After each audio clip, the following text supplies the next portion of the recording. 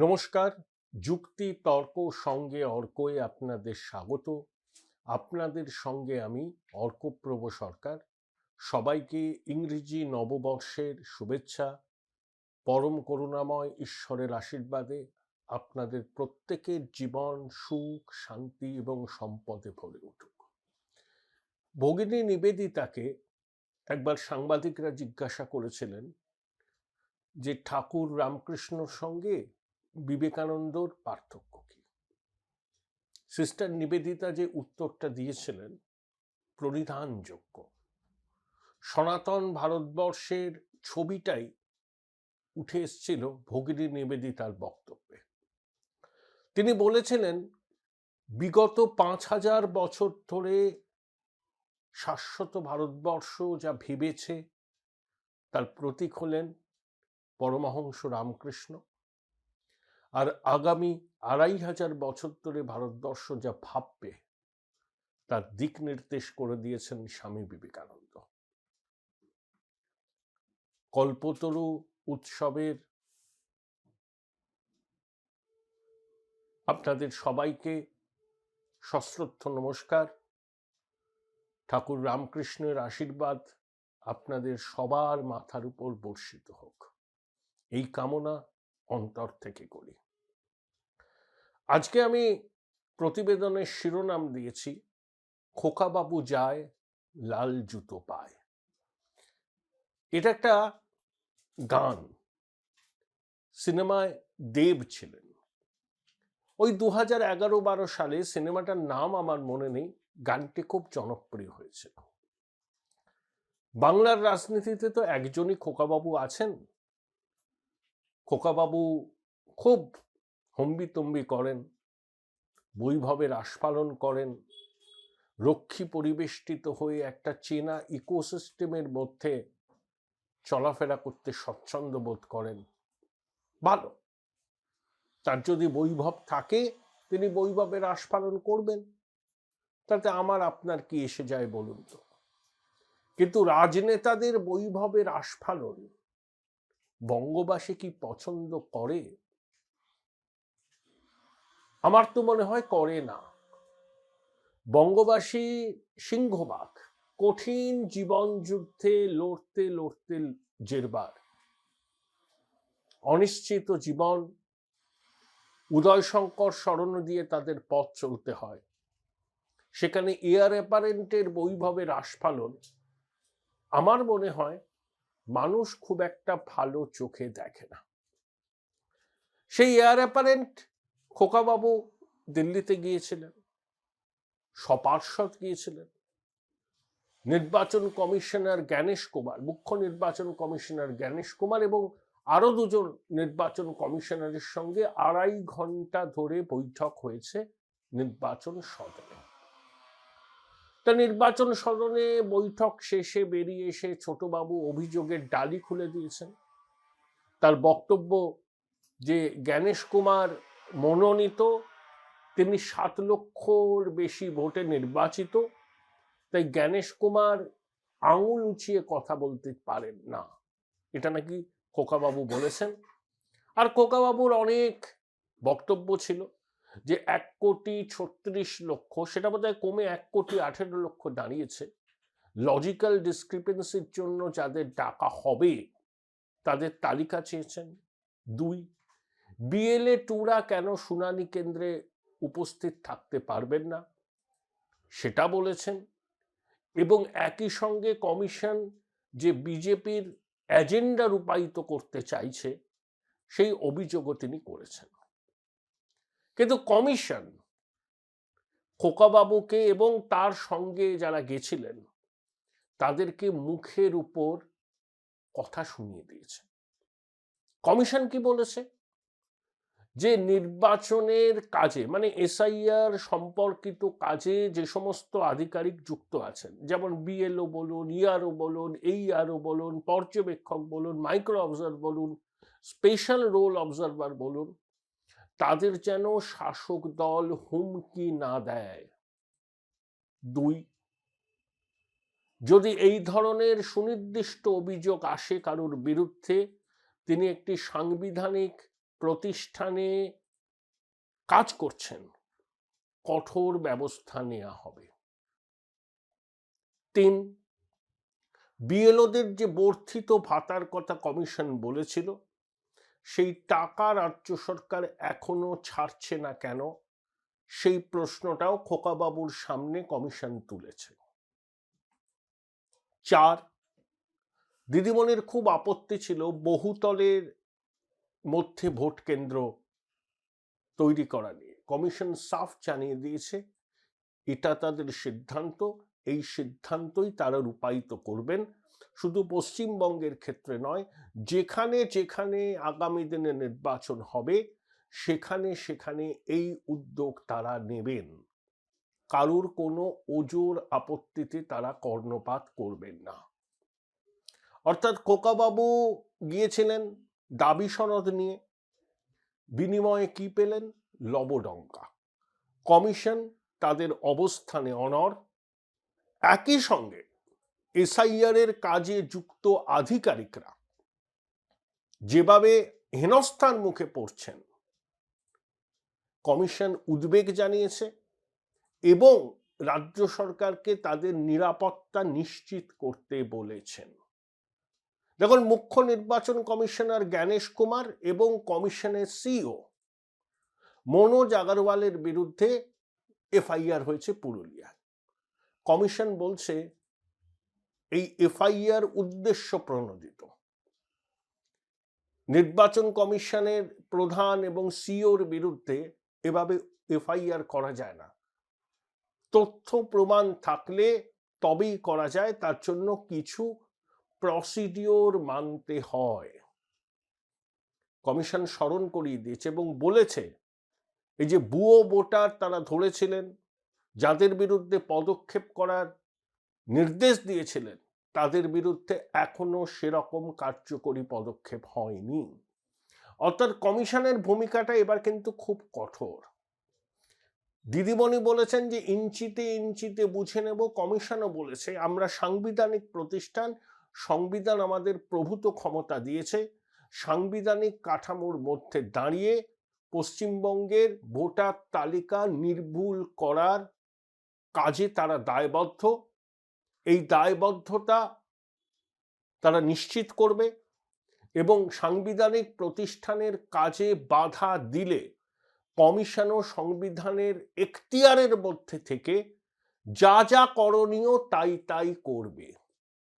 ছোটবাবুর নেতৃত্বে যে দলটা গিয়েছিল তাদেরকে কমিশন এই কথাটা কিন্তু স্পষ্ট করে শুনিয়ে দিয়েছে। দেখুন, 85 বছরের ঊর্ধ্বে যাদের বয়স, যে মাতৃশক্তি অন্তঃসত্ত্বা বা ফিজিক্যালি চ্যালেঞ্জ, তাদের বাড়িতে গিয়ে কিন্তু শুনানি হবে, ধাপে ধাপে সব জায়গায় হবে। এখন মাইক্রো অবজারভারদের কেন নিয়োগ করা হলো? ছোটবাবু এই প্রশ্নটা অ্যাপারেন্টলি প্রাসঙ্গিক, কিন্তু ছোটবাবু এবং পিসিমণি জানেন পশ্চিমবঙ্গে অনুপ্রাণিত প্রশাসন প্রথম থেকে এসআইআর এর কাজে বিঘ্ন দেওয়ার চেষ্টা করছে। প্রথম 2 সপ্তাহ কমিশন এদের উপর ভরসা রেখেছিল, তারপর দেখলো এদের উপর ভরসা রাখলে যে লক্ষ্য নিয়ে এসআইআর করা হচ্ছে, নির্ভুল ভোটার তালিকা প্রকাশ করা, সেই লক্ষ্য থেকে তারা বিচ্যুত হবে, তাদের উদ্দেশ্য সাধিত হবে না। সেজন্য পরবর্তীকালে তারা অনেকগুলো পদক্ষেপ নিয়েছে। কলকাতা হাইকোর্টের মাননীয় বিচারপতি তপব্রত চক্রবর্তী এবং রাজাশেখর মান্থা ডিভিশন বেঞ্চ 2024 সালে কি বলেছিল? 2010 থেকে 2024 পর্যন্ত যে যে ওবিসি শংসাপত্র দেওয়া হয়েছে সেগুলোকে গ্রহণ করা যাবে না। কমিশনও আদালতের এই সিদ্ধান্তকে মান্যতা দিয়ে বলেছে যে ওই ওবিসি শংসাপত্র নথি হিসাবে দেওয়া যাবে না। তা সত্ত্বেও কেউ যদি সেই নথি আপলোড করেন তিনি কিন্তু শাস্তির মুখে পড়বেন। যেমন ফ্যামিলি রেজিস্ট্রার কমিশনের একটা নথি, কিন্তু কর্ণাটকে, বিহারে এটা স্বীকৃত, পশ্চিমবঙ্গে এর কোনো ট্র্যাডিশন নেই। এখন কমিশন বলেছে ফ্যামিলি রেজিস্ট্রার, তাই রাতারাতি কমিউনিটি সার্ভিসের নোডাল অফিসারকে দিয়ে যদি ফ্যামিলি রেজিস্ট্রার করা হয় কমিশন বলছে সেটা মানা যাবে না, এই নথিও গ্রাহ্য নয়। পার্মানেন্ট রেসিডেন্সিয়াল সার্টিফিকেট, একজন 15 বছর একটা জায়গায় থাকলে, তার নামে সম্পত্তি থাকলে তবেই তাকে দেয়া হয়। রাতারাতি এই কাজ হয় না, এগুলো টাইম কনজিউমিং প্রসেস। কিন্তু এসআইআর এর বিজ্ঞপ্তি জারির পরে বা বিহারে এসআইআর হওয়ার পর থেকেই এখানে কিন্তু ওই পার্মানেন্ট রেসিডেন্সিয়াল সার্টিফিকেট ইস্যু করার একটা প্রবণতা শুরু হয়েছে। কমিশন বলছে না, এত তাড়াতাড়ি এই কাজ তো হয় না, সময় সাপেক্ষ কাজ। সরজমিনে গিয়ে দেখে কথা বলে, প্রতিবেশীদের সঙ্গে কথা বলে নিশ্চিত হওয়ার পরেই সংশ্লিষ্ট আধিকারিক পার্মানেন্ট রেসিডেন্সিয়াল সার্টিফিকেট ইস্যু করতে পারে। তাহলে কমিশন কার্যত বুঝিয়ে দিয়েছে কোনো অন্যায্য দাবির কাছে তারা নথি স্বীকার করবেন না। সেটা খোকাবাবুই হুঙ্কার ছাড়ুন বা দিদিমণি হুঙ্কার ছাড়ুন, কমিশন সাংবিধানিক কাঠামোর মধ্যে দাঁড়িয়ে কাজ করবে। সংবিধান তাদের যে ক্ষমতা দিয়েছে সেই ক্ষমতা তারা প্রয়োগ করে একটা নির্ভুল ভোটার তালিকা তৈরি করবে। আমি আগের প্রতিবেদনেও বলেছিলাম যে কমিশনের জ্ঞানেশ ভারতী, যে মুখ্য নির্বাচন কমিশন, তিনি রাজ্য সফর করেছেন। তিনি বলছেন যে 365 জন একজনের নাম ব্যবহার করে ম্যাপিং করেছেন। তিনি বলেছেন যে এভাবে চললে কিভাবে এসআইআর হবে, কিভাবেই বা ভোট হবে। আমি আবার বলছি, এসআইআর হচ্ছে সময়ের দাবি। নির্ভুলভাবে ভোটার তালিকা তৈরি হোক, একজনও ন্যায্য ভারতীয় ভোটারের নাম যেন বাদ না যায়, আর একজনও মৃত, পার্মানেন্টলি স্থানান্তরিত অনুপ্রবেশকারীদের নাম যেন তালিকায় না থাকে। তার জন্য যদি এসআইআর এর সময়সীমা বাড়াতে হয়, কমিশন তাই করুক। যেভাবে রাজ্য প্রশাসন পদে পদে অসহযোগিতা করছে, আগামী দিনে সেই অসহযোগিতার মাত্রা আরো বাড়বে। Join Indian Institute of Hotel Management now. Right choice, right decision. তাই কমিশন যদি মনে করে এই অসহযোগিতার আবহে এসআইআর এর কাজে নিযুক্ত আধিকারিকদের নিরাপত্তা যদি বিঘ্নিত হয়, কমিশন স্থগিত করে দেবে এসআইআর। এই সরকারের মেয়াদ উত্তীর্ণ হলে ভোট না হলে রাষ্ট্রপতির শাসন হবে, আর নির্ভুল ভোটার তালিকা ছাড়া ভোট হবে না। কমিশন যদি মনে করে যে এই ডিসপেন্সেশনের শাসনকালে পশ্চিমবঙ্গে নির্ভুল ভোটার তালিকা তৈরি করা সম্ভব নয়, তখন কমিশন কিন্তু স্থগিত করে এই প্রশাসনের কার্যকালের মেয়াদ শেষ হয়ে যাওয়ার পর এসআইআর করবে, তারপর নির্বাচন হবে। জ্ঞানেশ ভারতীর কথায় তার ইঙ্গিত আছে। অর্থাৎ আমরা চাই সাধারণ বঙ্গবাসী রাজনৈতিক কুটকাচারের ঊর্ধ্বে উঠে একটা স্বয়ংসম্পূর্ণ এসআইআর হোক, একদম নির্ভুল তালিকা। তার জন্য যত সময় লাগে কমিশন নিক, আর নির্বাচন করার দায়িত্ব কমিশনের। কমিশন কখন নির্বাচন করবে সেটা কমিশনই সিদ্ধান্ত নেবে। কোনো প্রতিষ্ঠান বা কোনো ব্যক্তি বা কোনো রাজনৈতিক দল কমিশনকে বাধ্য করতে পারে না, নির্বাচন করতেই হবে।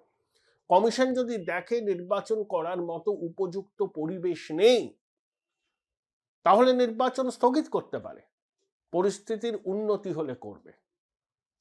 সব অপশন কমিশনের হাতে আছে। তা খোকাবাবু গিয়েছিলেন, উনি তো আস্ফালন করতে অভ্যস্ত। সাংবাদিকদের সামনে খুব আস্ফালন করলেন, এমন একটা ভাব যেন তিনি কমিশনকে একেবারে বুঝে নিয়েছেন। আসলে কমিশনও বুঝিয়ে দিয়েছে যে এবার তারা কিন্তু তাদের অবস্থানে অনড়। সাংবিধানিক কাঠামোর মধ্যে থেকে তারা সাংবিধানিক দায়িত্ব পালন করবে।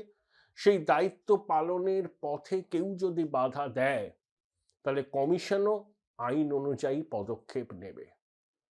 তাই ছোটবাবু যতই হম্বিতম্বি করুন না কেন, আমি যাচ্ছি, উনি গেলে কি হবে, কাঁচকলা হবে। উনি কে? প্রথম কথা, উনি এয়ার অ্যাপারেন্ট, সেটা পশ্চিমবঙ্গে। ভারতবর্ষে আরো বাকি যে সাংসদ আছে তাদের মধ্যে একজন, ব্যাস। তাকে প্রাপ্যের অতিরিক্ত গুরুত্ব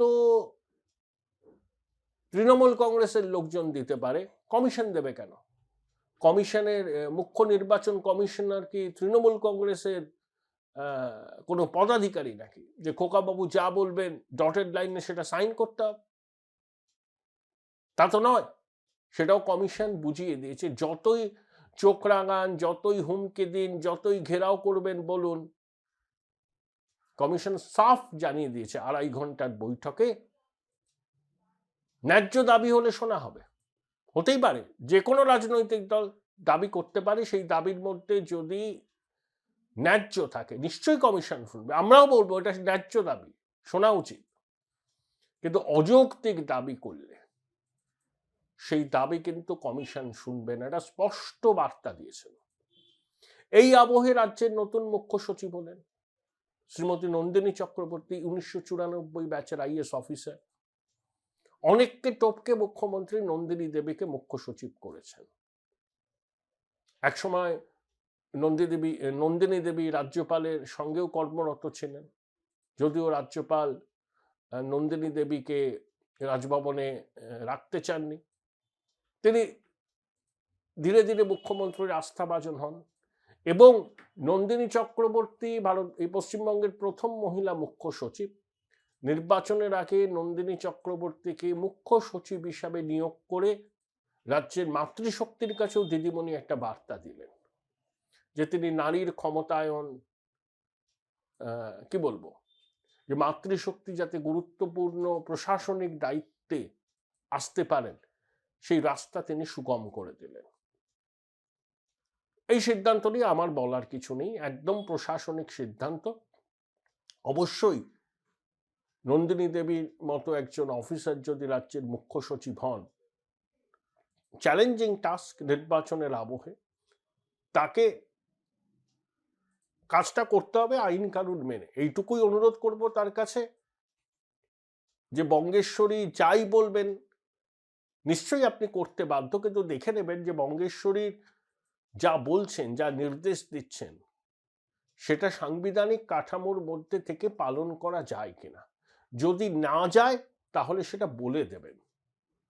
হ্যাঁ ম্যাডাম, হ্যাঁ ম্যাডাম, হ্যাঁ ম্যাডাম করবেন না, এইটুকুই অনুরোধ। কারণ আপনারাই তো সরকার, মুখ্য সচিব, স্বরাষ্ট্র সচিব, ডিজি তো সরকার। তাদেরকে কিন্তু পলিটিক্যাল লিডারশিপকে বলতে হবে এটা আইন অনুযায়ী করা যায়, এটা আইন অনুযায়ী করা যায় না। শিরদাঁড়াটা সোজা রেখে আশা করি নন্দিনী দেবী কাজ করবেন, তাকে শুভেচ্ছা জানাই। দেখুন, মনোজ পান্থ প্রিন্সিপাল সেক্রেটারি হয়েছেন গৌতম সান্যালের সঙ্গে। গৌতম সান্যাল সেন্ট্রাল সেক্রেটারিয়েট ক্যাডারের officer, Manoj Panth IAS officer.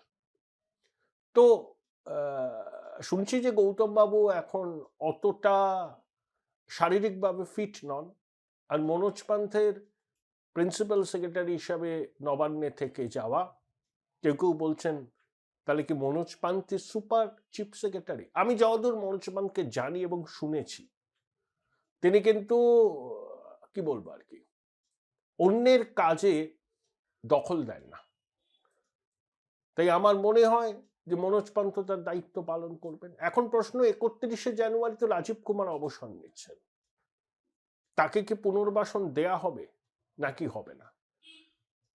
যেভাবে রাজীব কুমারকে শোকজ করেছিল ওই মেসি কেলেঙ্কারির পর গঠিত কমিটি, রাজীব কুমারের সঙ্গে দিদিমণির দূরত্ব যে বেড়েছে সেটা স্পষ্ট। নইলে রাজীব কুমারকে শোকজ করে দিদিমণি বার্তা দিতেন না। যদিও লোক দেখানো কমিটি কতগুলো সুপারিশ করেছে, তারপর কি হয়েছে কেউ জানি না। নাটের গুরুদের একজনকেও তলব করেননি। কলঙ্কিত ক্রীড়ামন্ত্রী, প্রাক্তন ক্রীড়ামন্ত্রী বুক চিতিয়ে ঘুরে বেড়াচ্ছেন। তিনি তো তার দায় এড়াতে পারেন না। তাকে কি তলব করেছিল ওই কমিটি? এখন আমি জানি করেনি। তাহলে বুঝতে পারছেন, লোক দেখানো কমিটি নবান্নের মনের মতো করে সাজিয়ে একটা রিপোর্ট দেবেন। তো এই হচ্ছে আবহ। নতুন বছরে নির্বাচন করা নাচ্ছে, এক একটা করে দিন যাবে, নির্বাচনী উত্তাপ বাড়বে। কিন্তু খোকাবাবু খুব হম্বি তম্বি করে বছরের শেষ দিনে দিল্লিতে গিয়েছিলেন নির্বাচন সদনে বুঝে নিতে। উল্টে নির্বাচন কমিশনই খোকাবাবুকে বুঝিয়ে দিল যে তারা তার এবং তার পিসিমণির কোনো অন্যায্য আবদার মানবেন না। পিসির বাড়ি আবদারে ঈশ্বর পরিত্যক্ত বঙ্গদেশে চলতে পারে, কিন্তু রাজমহল পাহাড়ের ওপারে যে ভারতবর্ষ, সেখানে পিসির বাড়ির আবদারের কোনো মূল্যই নেই। এই সার সত্যটা তৃণমূল কংগ্রেস বুঝে নিক। আর একটা অনুরোধ আপনাদের কাছে, আপনারা যারা আমার অনুষ্ঠান নিয়মিত দেখেন, নতুন বছরেও আপনাদের সহযোগিতা পাবো। যে ডিভাইসেই আপনারা আমার অনুষ্ঠান দেখুন না কেন, সাবস্ক্রাইবার বাটনের পাশে থ্যাঙ্কস বাটন আছে, সেখানে ক্লিক করলেই সুপার থ্যাঙ্কস, আপনাদের সহযোগিতা সরাসরি আমার কাছে চলে আসবে।